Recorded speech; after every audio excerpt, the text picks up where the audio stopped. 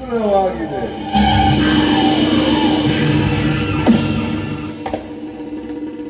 ಇದು ಕಲಿಯುಗ.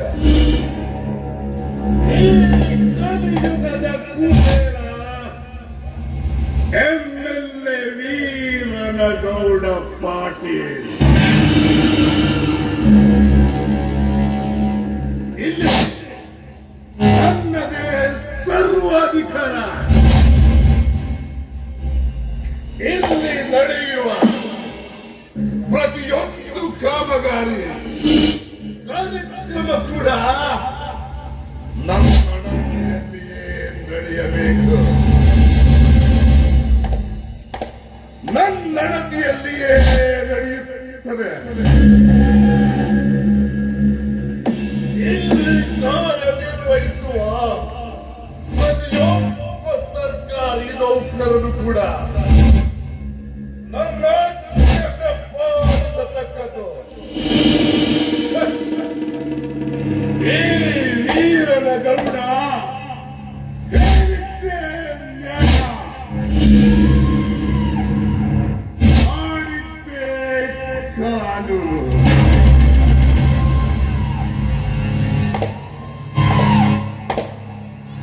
ದೇಶದ ದರ್ಬಾರದಲ್ಲಿ ಆಡಳಿತವನ್ನು ನಡೆಸಿ ಜನಮಲ್ಲ ನೆನೆಸಿದ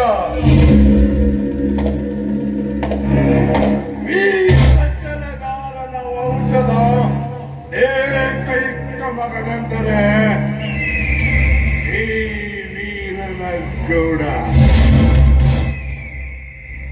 ಅಂದಿನಿಂದ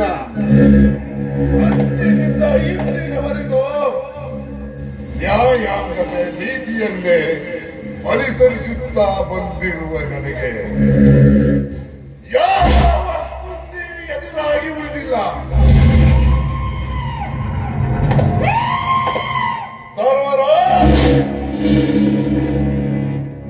ಈ ಜಗದಲ್ಲಿ ನಿನ್ನ ಅಣ್ಣ ತಮ್ಮಂದಿರ ಬಲದಿಂದ ಎಷ್ಟು ಧರ್ಮ ಪಾಠವನ್ನು ಹೇಳಿದರು, ಕೀರ್ತಿವಂತನೆನಿಸಿಕೊಂಡರು. ಮುಂದೊಂದು ದಿನ ಅದೇ ನಿನ್ನ ತಮ್ಮಂದಿರ ಮುಂದೆ ಬಳಸಿದ ಅಂಬಲಿಗಾಗಿ ಕೈಯೊಟ್ಟಿ ನಿಲ್ಲುವಂತೆ ಮಾಡದಿದ್ದರೆ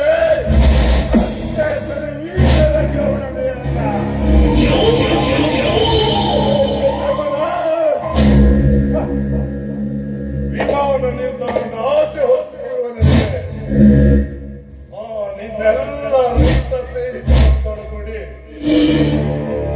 ಆ ಭೂಮಿಯನ್ನು ನನ್ನಂತ ಮಾಡದಿದ್ದರೆ ಮೋಸದಿಂದಲಾದರೂ ನಿನ್ನ ತಮ್ಮನೊಬ್ಬನನ್ನು ನನ್ನಂತ ಮಾಡಿಕೊಂಡು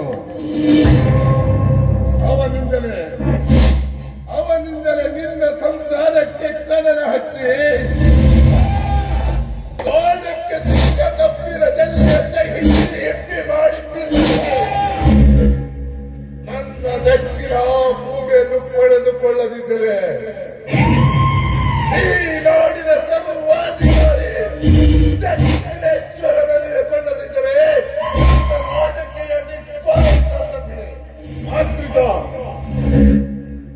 ಅದೇ ಬೇಗ ಹೇಳಿ ನೋಡ್ರೆ. ಸಚಿವರ ಹೇಳಿಕೆಯಂತೆ ವಿಮಾನ ನಿಲ್ದಾಣದ ಹೆಸರಿನಲ್ಲಿ ನಮ್ಮ ಫ್ಯಾಕ್ಟರಿ ಕಟ್ಟಲು ಬೇಕಾಗುವ ಭೂಮಿಯನ್ನು ಕೊಡಲು ಯಾರ್ಯಾರು ತಯಾರಿದ್ದಾರೆ, ಯಾರ್ಯಾರು ಹೋಗ್ತದಿಲ್ಲ ಅವರ ಲಿಸ್ಟ್ ಮಾಡಿ.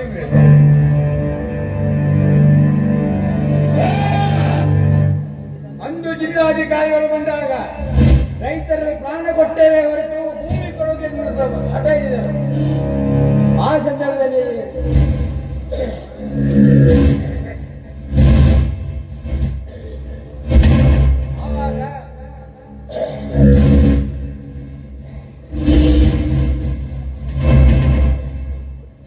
ಆವಾಗ ಸಂಗ್ರಹ ಮಾಡಲು ಸಾಧ್ಯವಾಗಲಿಲ್ಲ. ಸಾಧ್ಯವಾಗದಿದ್ದರೆ ಸಾಧಿಸಿ ತೋರಿಸುವನು ನಿಜವಾದ ಗಂಡಸರು. ನೀನು ಏನು ಏನು ಮಾಡಿದೆಯೋ ಮುಠಳ? ಈ MLA ವೀರನ ಗೌಡನ ಕೊಲೆಗೈ ಮಂಡನೆಂದರೆ ಹೇಗಿರಬೇಕು ಗೊತ್ತಾ? 8ನೇ ಮಂಡಲ ಶಕ್ತಿವಂತರಾಗಬೇಕು. ಶಕುನಿಯ ಯುಕ್ತಿಯಿಂದ ಉಪಯೋಗಿಸಿ ಅದನ್ನು ವಶಪಡಿಸಿಕೊಳ್ಳಬೇಕು.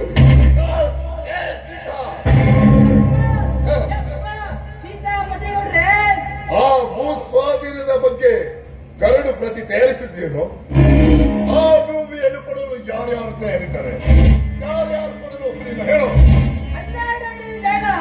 ಕೊಡ್ತೀವಿ ಎಂದು ಒಪ್ಪಿಕೊಂಡಿದ್ದಾರೆ ಗೌಡ್ರ. ಆದ್ರ ಒಂದಡಿ ಜನ ಕೊಡಂಗಿಲ್ಲ ಅಂತ ನಮ್ಗ ಅಧಿಕಾರ ಮುಗಿದ್ರು ಗೌಡ್ರ. ಆದರೆ ಎಂಬ ಸ್ವರದ ಮಾತೇಕೆ ಸೀತಾಪತಿ?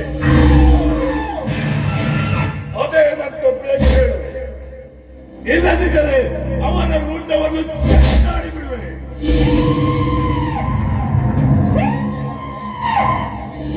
ಅದಷ್ಟೇ ಬೇಕಾದ್ರೆ ಈ ಮಾಂತ್ರಿಕ ಯಂತ್ರದಿಂದ ಅವನೆಷ್ಟೇ ಹಾರಾಡಿದರು ಅವನನ್ನು ಸೀಡಿನಿಂದ ಬರುವಳಿಗೆ ಒಪ್ಪಿಸುತ್ತೇನೆ.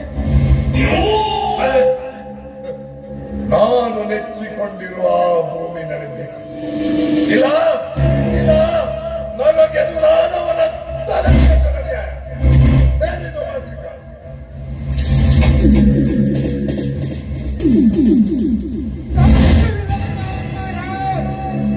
ಅದೆಂದಿಗೂ ಸಾಧ್ಯವಿಲ್ಲ.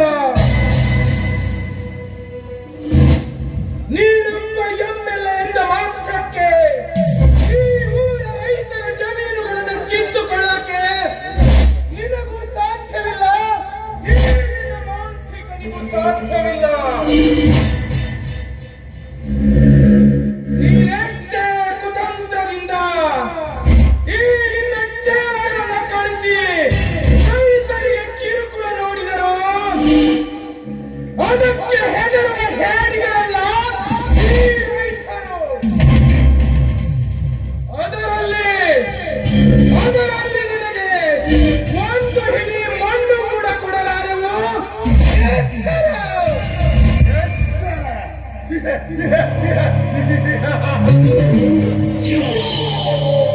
ಅದು ಅದು ಈ ವೀರನ ಗೌಡನಿಗೆ ಎಚ್ಚರ.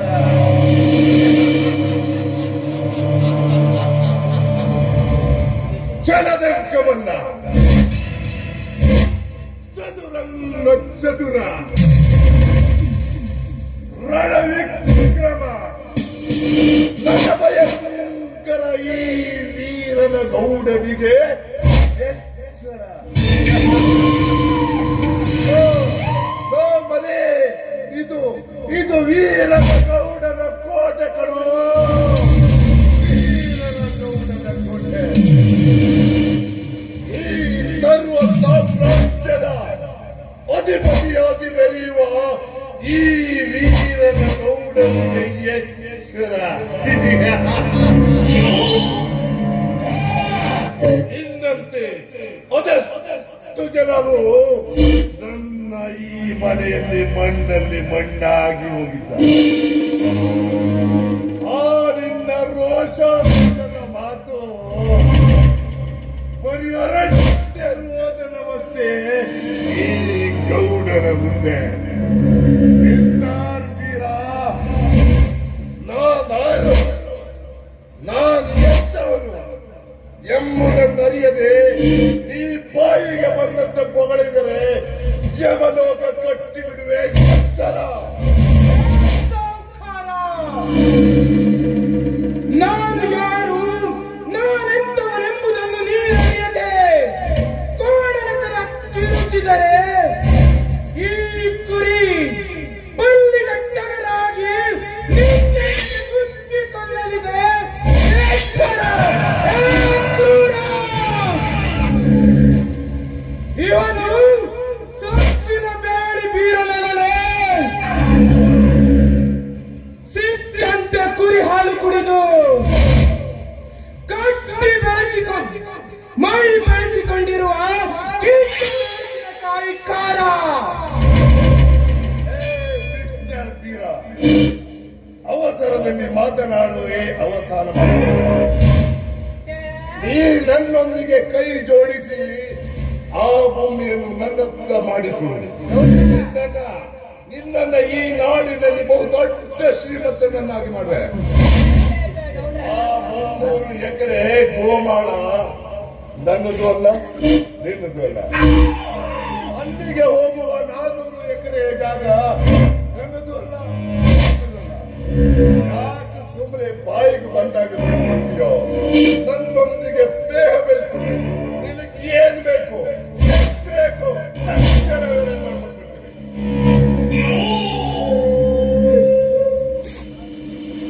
ಹಣ ಕೊಟ್ಟಿಯ ಸಾವುಕಾರ? ನನಗೆ ಹಣ ಕೊಟ್ಟಿಯ? ಈ ನಿನ್ನ ಹಣದಿಂದ ನನ್ನನ್ನು ಕೊಂಡುಕೊಳ್ಳಬಲ್ಲೆ ಎಂಬ ನಿನ್ನಷ್ಟು ರಾಭಿಮಾನಕ್ಕೆ ನಾನು ಬೆಲೆ ಕೊಡುವವನಲ್ಲ. ಈ ನಮ್ಮ ಮಾತು ಕೇಳಿ ನಗಬೇಕು, ಅಳಬೇಕು, ನನಗೊಂದು ತಿಳಿತಾ ಇಲ್ಲ ಸಾವುಕಾರ. ದುಃಖ ಪಡಬಾರದು. ಬಾಗಿಲಿಗೆ ಬಂದ ಭಾಗ್ಯಲಕ್ಷ್ಮಿಯಲ್ಲಿ ಬಾಗಿ ತಂದುಕೊಳ್ಳಬೇಕು. ಇಲ್ಲಾಂದ್ರೆ ನಿನ್ನಂತ ಶತದಡ್ಡ ಮತ್ತಾರು ಇಲ್ಲ. ಸಾವುಕಾರ,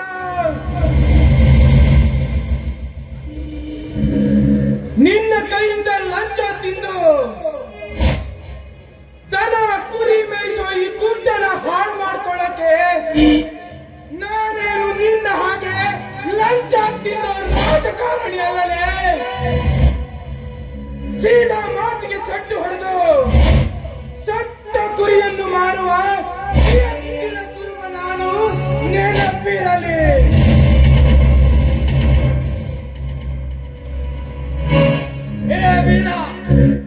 ಹುಚ್ಚರ ಹಾಗೆ ಎತ್ತರ ತಪ್ಪಿ ಮಾತನಾಡಿ ವಯಸ್ಸು ಬಂದನ್ನು ತಿರಸ್ಕರಿಸಬೇಡ. ಹಣ ಪಡೆದ್ರಿಂದ ಗುಣ ಉಳಿಸಿಕೊ.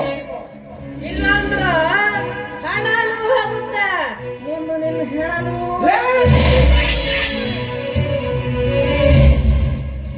ನನ್ನ ಹೆಣ ಹೋಗುವ ಮುನ್ನ ಈ ನಿಮ್ಮ ಮೂವರ ಹೆಣ ಮಾಡೋದು ನನಗೆ ಚೆನ್ನಾಗಿ ಗೊತ್ತಲೇ, ಚೆನ್ನಾಗಿ ಗೊತ್ತು.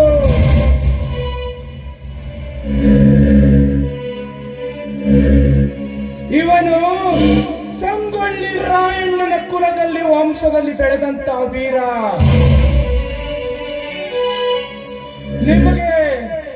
ನಿಮಗೆ ಕೊನೆಯದಾಗಿ ಎಚ್ಚರಿಕೆ ಕೊಟ್ಟು ಹೋಗಾಕ ಬಂದೀನಿ. ಈ ಗೋಮಾಳ ದನ ಕುರಿಗಳ ಸ್ವತ್ತು. ಈ ಭೂಮಿ ಜಗತ್ತಿಗೆ ಅನ್ನ ನೀಡೋ ರೈತರ ಸ್ವತ್ತು.